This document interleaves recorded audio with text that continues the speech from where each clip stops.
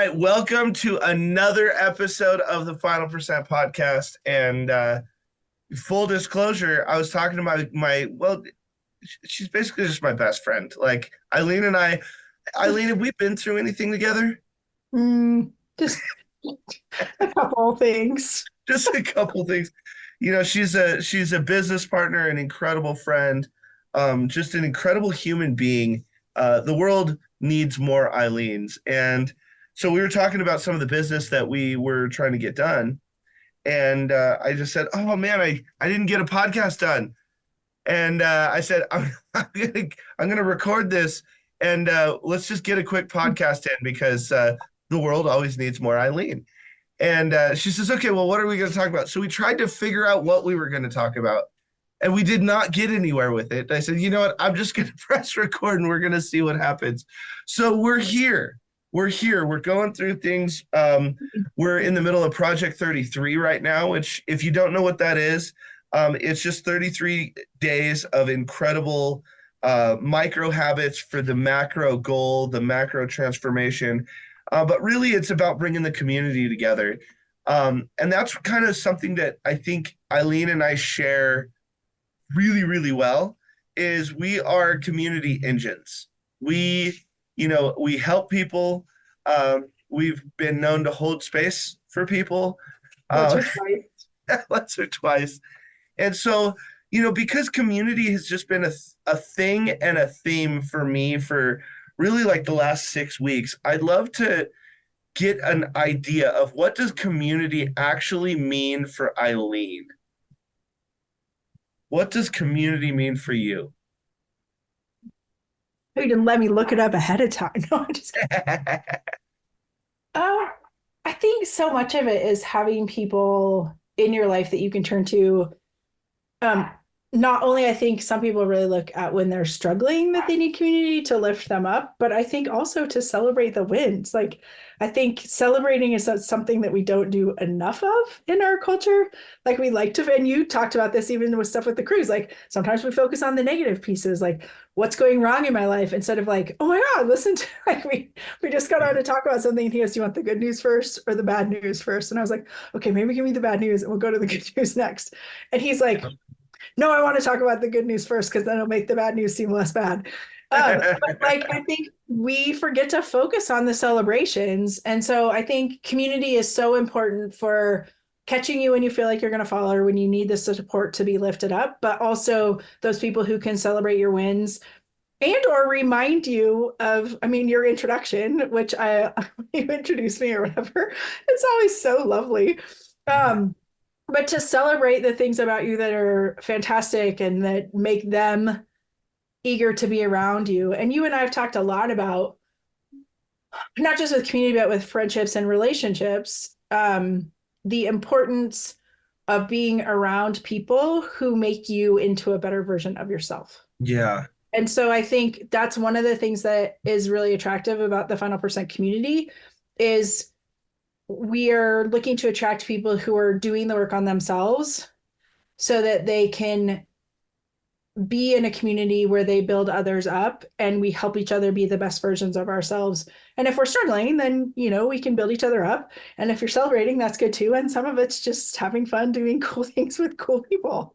Exactly. Yeah, and I think it's so interesting because the world, and I think and to some extent we have to be mindful of this. Um, yes, the outcome's important. Like if we pay for a car, we want the car. Like transactions are still important. However, I think that when you're building things like a business, specifically surrounded around culture, remembering, I can't remember where I heard this, but it's probably Tony Robbins now that I think about it. But he said sometimes you need to forget to remember because you always bring stuff up, and sometimes you have to remember to forget because you never let stuff go. And I thought that was so incredible, and I can think about that one. I know it's a little bit of a mind bender, but the thing about community is it you have to let it not be transactional. And so many times we get into a friendship or we get into a community or we get into a country club or we go to the party and we're like, where's the transaction? What I'll do this if this happens, and all these different things.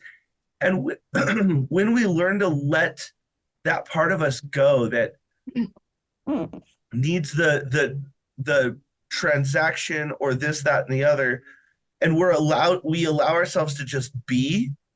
But I think that's kind of the bigger problem, is because we're so scared to be ourselves, because we're worried about getting into a fight, we're worried about bringing up whether it's your religion or whatever it is. You're scared to say certain things because we live in a very judgmental society.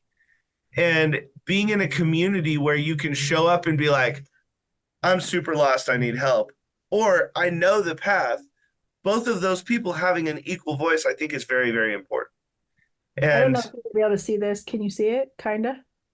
So, this, I was thinking the same thing and then you said it, but about being. But yeah, one of the things that I'm working on a lot is being present, because I'm at yesterday and tomorrow a lot of the time. Like, what do I have to do tomorrow?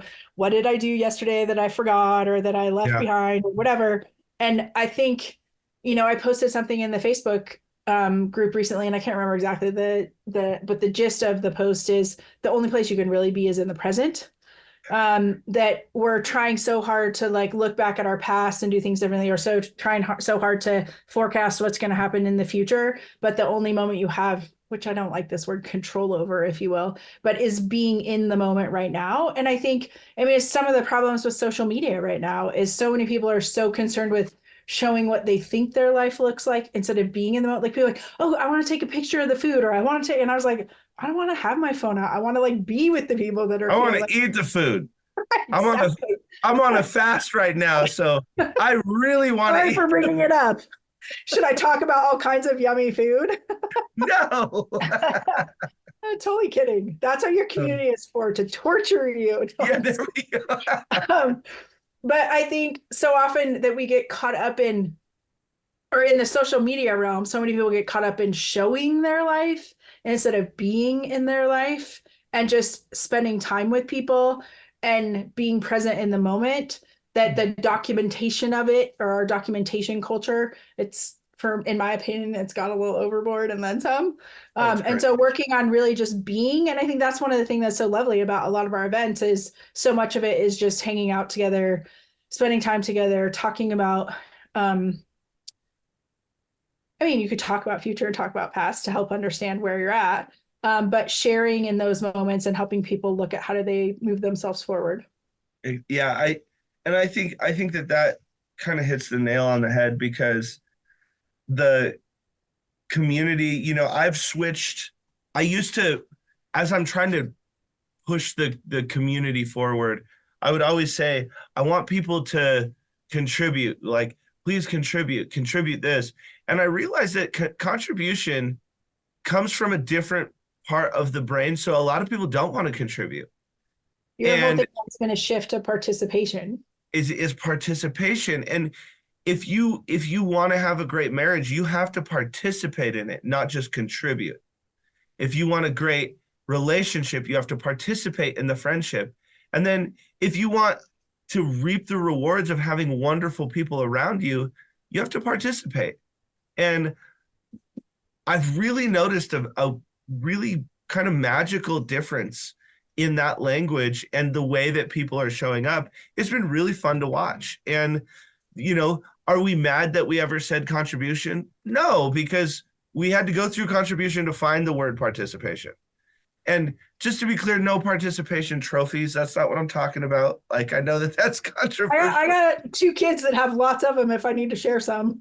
Well, especially in Boulder. I feel like, how far down do they go? Like the 20th place or just everyone? If they are on the team, they get a trophy. That's why I call it participation trophies. You don't have to do anything except for show up to get them. Yeah. Or pay for it. Or pay for it, exactly. And I think that that's part of the culture that we're dealing with too. People don't know how to participate anymore because they think their participation is just showing up. Oh, well, I bought the ticket. Now I just need to wait for my participation trophy. It's not really, I mean, when you were becoming a doctor, did you, I mean, you paid for your education. I'm pretty sure you also had to do stuff and So I just put participate. the book on my head and it all absorbed. And it So was you had to, funny, actually. Right before this call, I was talking to my niece, and we were talking about, she had some medical questions, and then we were just talking about life. She's a college student at CU. And I can't remember how we got to talking about it, but she said something about going to medical school. She didn't know I started out college actually as an engineering major, which she didn't know. Um, okay. and so I said about going to medical school, and she goes, I bet it was really hard, huh? And I was like, you just have to do the work. It's not like you just have to, I mean, I also have a science brain, and I, have a certain level of intelligence, and I was given privileges to be able to go to school and all those things. And some of it is, I guess you could equate it to participation. I had to show up and do the work and take action Yeah. in order to get the degree. It wasn't I just paid for it and then ta-da, you're a doctor. Although even if you get a D and you graduate as a doctor, you walk across the stage and they still call you doctor. Um, Fair. but but in order to learn the things that I needed to learn, I had to show up and participate. Yeah. And that's the biggest thing is, I think, maybe the takeaway we can give people here, because, Eileen and I do still need to hop into and finish our meeting. We didn't finish the bad news portion because we're solving a thing. But, she's always just so fun to talk to. And she's a huge, huge part of not just our community, but a partner in the business. And so anytime we get to hear from her, I wanted to, give more Eileen to the world, like I said at the beginning. But one of the takeaways from this podcast that I would love everyone to do is ask yourself, what do you participate in? If you're on endless scroll, you're participating in Facebook's algorithm. Are you participating in Netflix? Are you watching Netflix and your kid comes and says, "Hey, can you play, Hey, wait, catch pay attention to me. Get yeah, off. can you play catch with me?" And you say, "Hey, just a second." Understand that you're participating in Netflix more than your child's life. So pay attention to the things that you participate in. And I think that you're gonna really find some really good shifts in there that are probably easier than you realize once you become aware. Before we end, Eileen, do you want to give any words of encouragement or wisdom?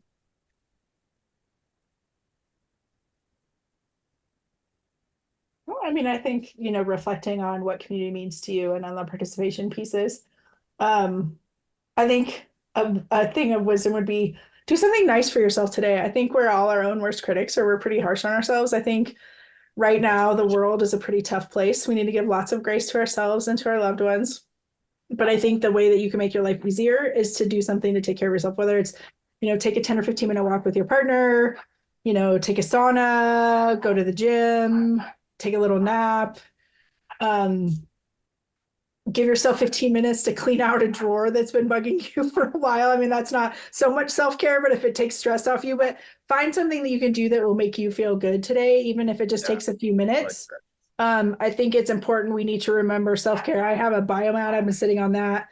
Giving yourself time to read or time to journal, whatever fuels you. And it's different for each of us. We all have different priorities, but I think do something nice for yourself so that then when you're focusing on all the things that you have to do, if you have a reward at the end of something you get to do, or you get to do something that then makes it easier to do the things that feel more like chores. Yeah.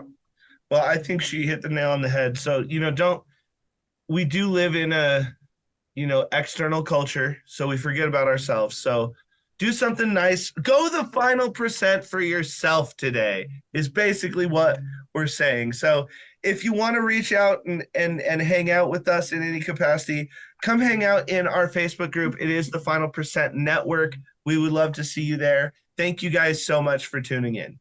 Okay, bye.